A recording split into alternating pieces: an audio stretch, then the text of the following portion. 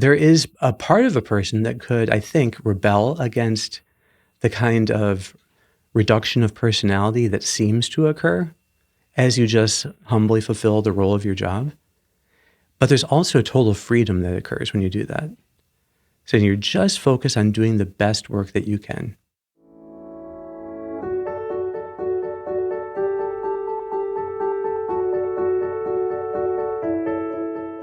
Hey, this is Sharif here with another episode of The Golden Hour, joined by Dr. Kevin Majors. Kevin, good to be here with you again. Hey, Sharif, thanks for having me back. Yeah, Kevin, well, we're working on some new features on optimalwork.com, which is very exciting. And as part of that, we determined that we wanted to give people a really good introduction to ideals, which is like a central part of our theory and our approach, and something that's maybe not talked about as much in the literature of psychology. So I thought we had done an episode on courage, I believe a couple weeks ago.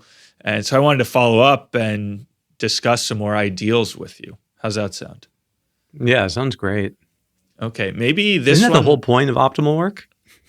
I think so. Yeah, I was just, I remember I was explaining it yesterday because I work with some high schoolers, and I'm always looking for simpler ways of explaining it to them, just getting to the essence of things. Mm-hmm. And I gave you my explanation, and then you said, but where are ideals?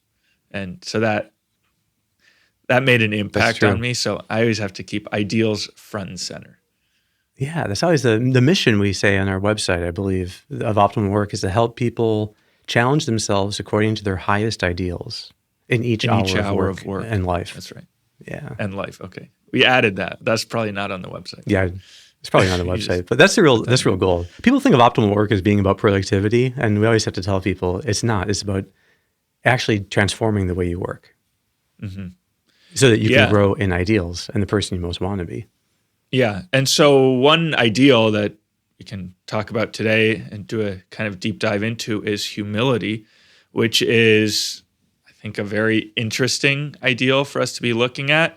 It's one that comes up a lot in kind of work, content, business context. You get this about, to be a leader, you have to be humble. To be a good professional, you have to be humble. You have to be ready to learn. And this is great advice probably for people coming out of college, getting their first job, is be humble, acknowledge what you don't know, be ready to learn from everyone, from your failures. So anyway, I thought it would be good for us to kind of fill out a structure of what this ideal is and your conception of it, and maybe the different levels of it, and just your take on humility. Yeah, that sounds great. I remember in Good to Great, right, the Jim Collins book, that was one of the most common features of CEOs that were successful, was that the people who worked under them described them as being humble. And I think there's something very beautiful about the fact that you could be a CEO of a major company, and the people directly working for you say one of your chief characteristics is your humility. Mm-hmm. Yeah, that is impressive. And if you want to get ahead, be humble. I think that's the main lesson. No, I'm just Kevin, maybe we just start with where do you think is the best place to start? And this is my instinct is to first describe what humility is not, or like someone who's not humble. What you think is directly opposed to humility, or I don't know is humility one of these classical virtues described by Aristotle where there's two extremes, and humility is like the mean between two extremes, or how do you see it? Yeah, the way I would think of it is narcissism or pride, as we've talked about before on the podcast, can be considered a phobia of shame. So that people are afraid of shame or humiliation or embarrassment, whatever you want to call it. There's some difficulty that comes up interpersonally, and it has to do with how others see us. Humility somehow involves total freedom from how others see us. So that the way our self-image somehow becomes irrelevant, and we're able to then do our best and engage challenges no matter how our self-image is like handling it. So that if a person continually feels, shame, like let's say a student in class, is called upon, and they don't know the answer. How embarrassing is that? How shame provoking is that? So, and then here the idea is the more humble a person is, the less that's an issue. It actually doesn't even mean that they have no shame. It just means that it's kind of irrelevant because they're not paying so much attention to that. They're focusing on instead on what's the most important thing. So if people could be totally accepting of shame, no matter how big or small it may be, and still then engage the challenge fully, that would be humility in this definition. Just like courage means you can have any level of fear. It doesn't mean there's a lot, doesn't mean there's a little. You can have any level and you still totally engage the dangerous challenge. So that sounds like that could be so that humility is this kind of acceptance of shame in the face of a challenge so that it becomes irrelevant to the way you engage the challenge. Yeah. So do you see it as purely just the habituation of shame? Or is, maybe one thing, a phrase that often when I think about humility is forgetfulness of self. So it's that you're not thinking about yourself. You're maybe putting yourself in last place. I remember hearing about like the CEO of a company who at company lunches, he always eats last or something. So he's humble. He's kind of forgetting about himself. So how does that relate to this idea of where there doesn't seem like there's an emotional component to it really of there's an emotion of shame that he has to not resist, but make irrelevant to his behavior, as you said. So how does this forgetfulness of self relate to habituation of shame? Well, I think, first I would say, if you address humility in its core, which is acceptance of shame, so that it becomes irrelevant to the way you engage a challenge, you'll see that most of the learning then that takes place in our lives involves a little bit of embarrassment and shame. And so insofar as humility relates to work, I think it's almost all about learning. But then insofar as it relates to our bonds with others, it takes a much, much higher level. And the real heights of humility require the presence of other people. Because I think that when you get to the very heights, but maybe what we can do is just kind of walk through what would be the depths. Like the people who have the least humility, then how are they relating to others? And then how does it change? Because I think the people who struggle the most with being humble are people that need others to feel shame in order for them not to feel shame. So they humiliate others, and they're totally willing to humiliate others, and they want to make themselves look good, and they're willing to make others look bad. So that's what everyone I think calls arrogance. And so in all the other kind of malignant forms of narcissism, they all involve this ability people have to pass their shame on to others, and the others get covered in it. And then they don't feel so bad about themselves. So you kind of thrive on other people's shame. Yeah. And needing to always then be the best. Even if you're not so at least there's no potential for shame in your interactions with others. So, and maybe people learn this in high school. They want to have the best clothes or drive the best car or, and it's a way of dealing with their insecurities. But that's all about insecurity. So the people are protecting their self-image as if it is a very fragile child. And so they have to protect it so much that then they're doing things to obviously always want to be ahead of others. So everything is competitive in some kind of shame competition. I was just about to ask, how does that differ from a healthy sense of competitiveness? Yeah, so real competitiveness is to bring out your own best. So this becomes a great way of getting more out of myself. And so, if I'm, but I think that it has its real limitations, which is it so easily falls into this shame phobia, and I just think the avoidance of shame and being uncomfortable with shame makes it impossible for people to experience the freedom that real humility gives you. Because with real humility, you don't somehow judge yourself anymore based on what provokes shame and what doesn't. Well, it's all of that just feels understandable. Okay, yeah, no one, would find this, everyone would be embarrassed by this. So being embarrassed by it doesn't matter. And then you can accept the feeling and you just don't care about it. So so there's, there's like, a subtle art of not caring about what other people think of you. So, and it is very liberating for people. And they just realize that they are not their self-image, and whatever people think of them and whatever, like the way they're being viewed and imaged kind of is irrelevant to their thriving and their happiness.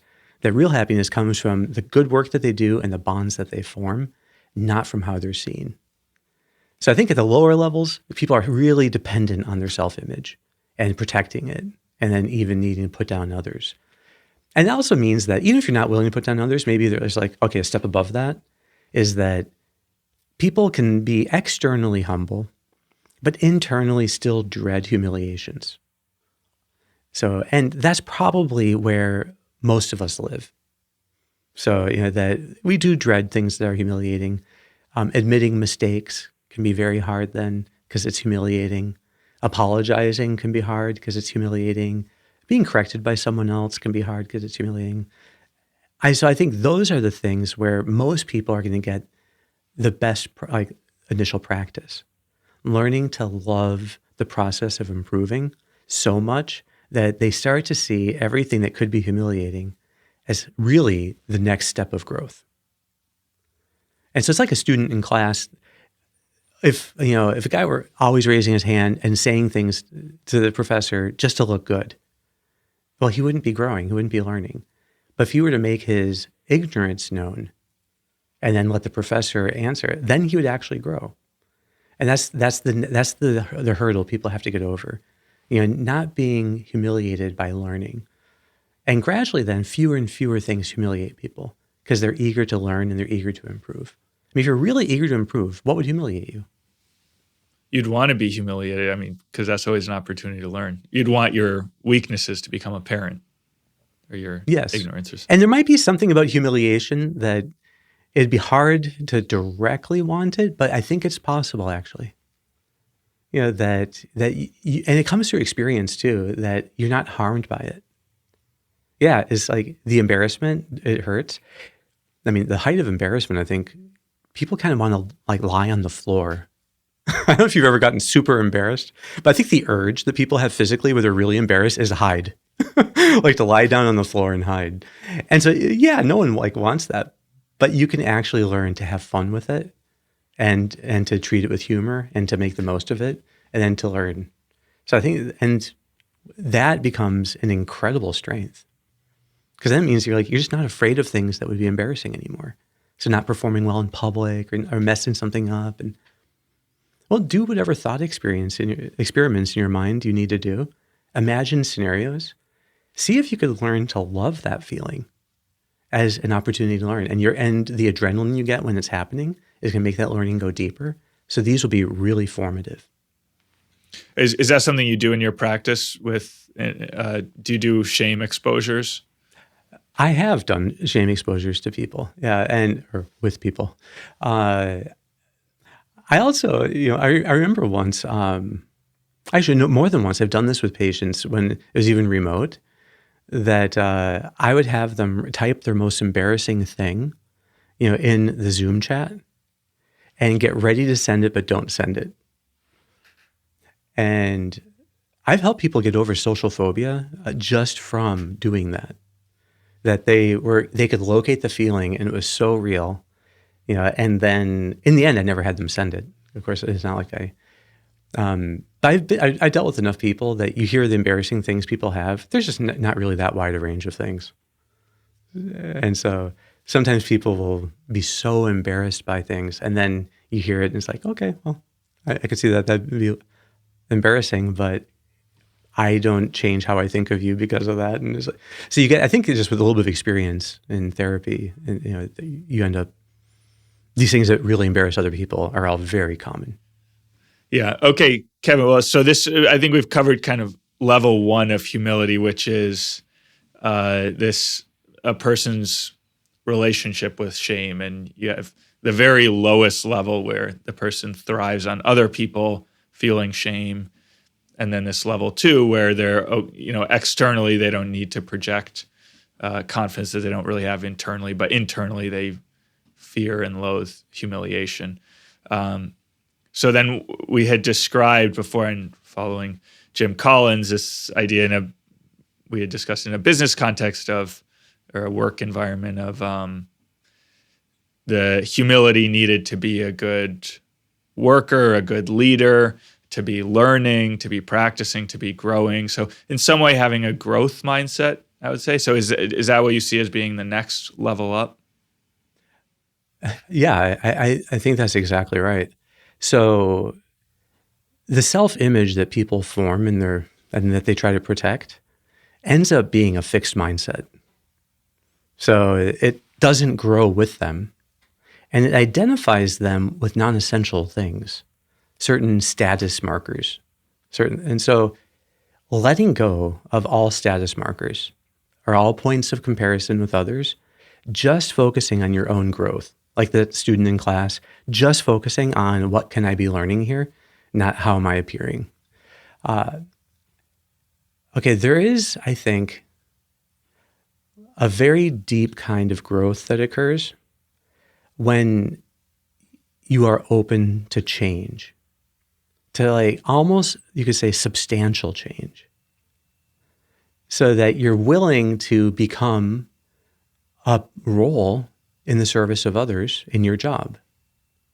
There's something very humble about just doing your job, your ordinary job, very well.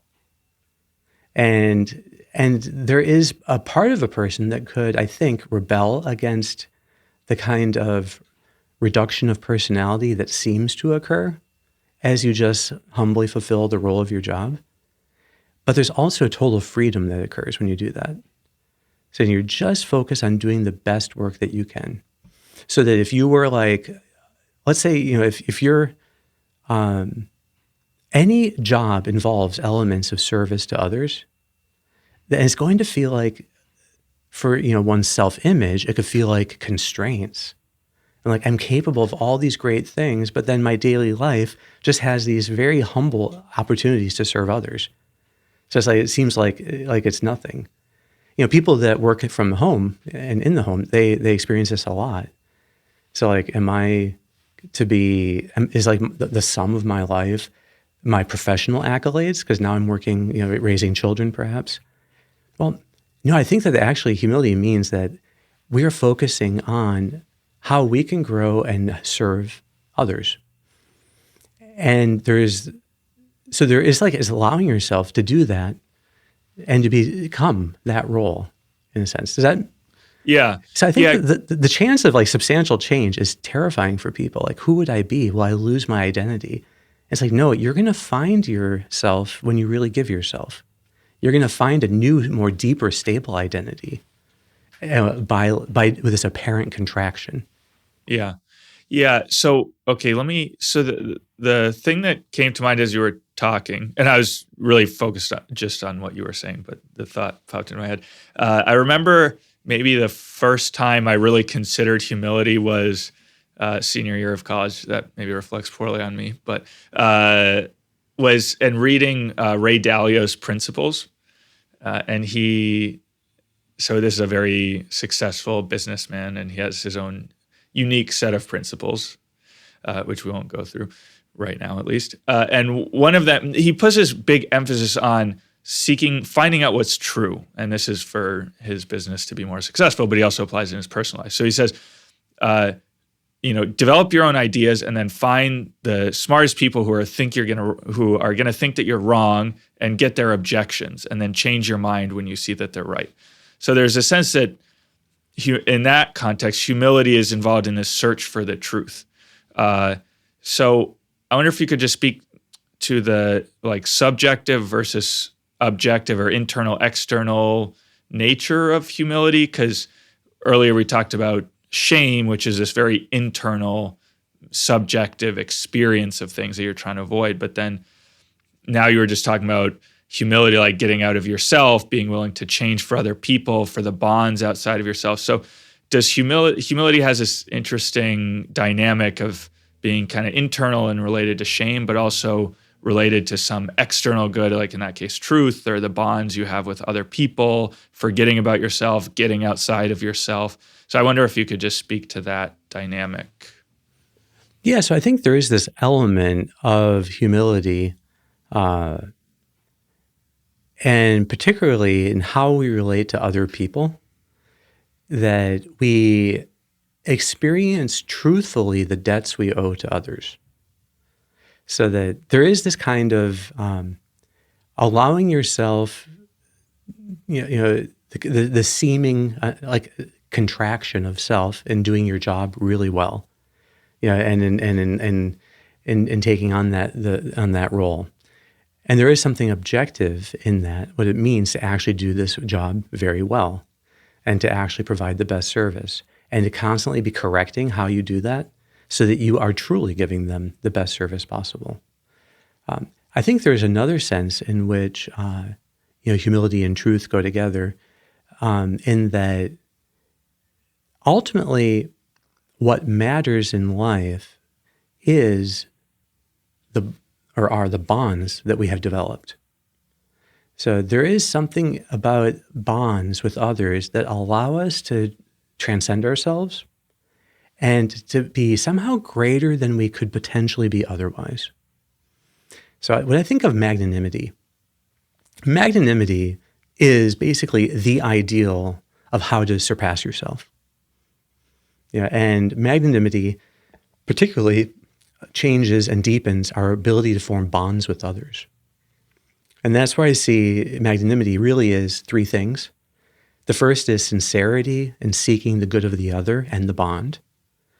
The second is humility in forgetting oneself completely and attending totally to the other. And then generosity is giving oneself continually, through the bond to the other.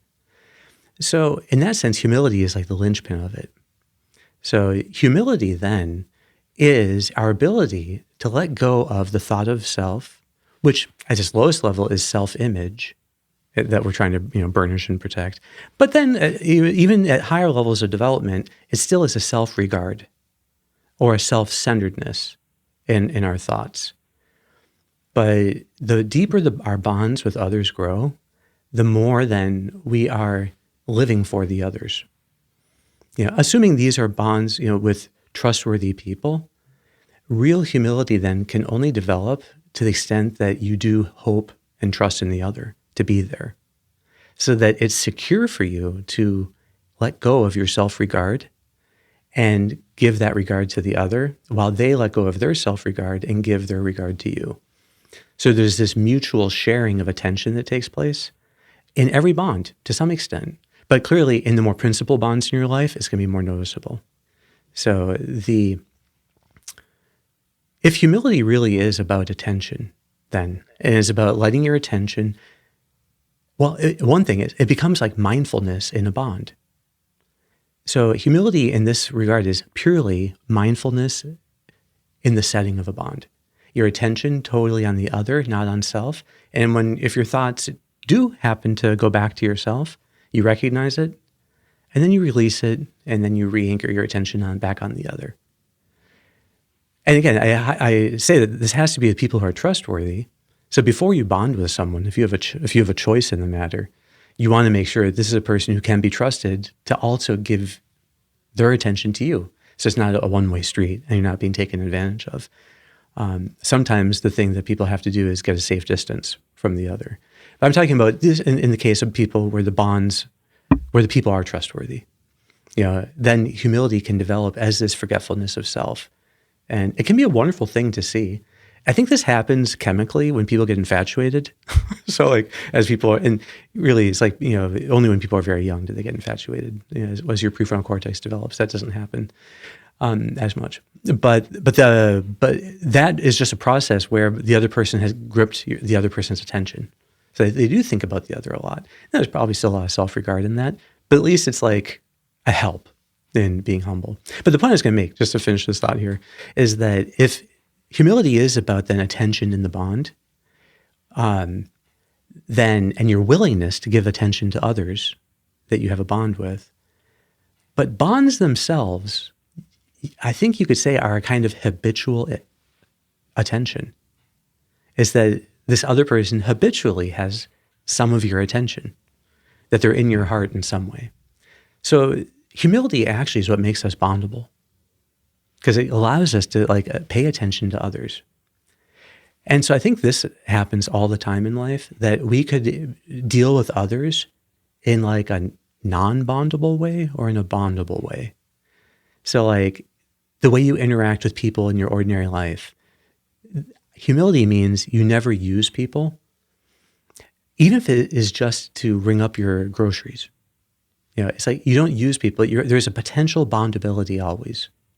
There's this incipient friendliness that we have, that we're like willing to give people our attention and to the extent that is, our care.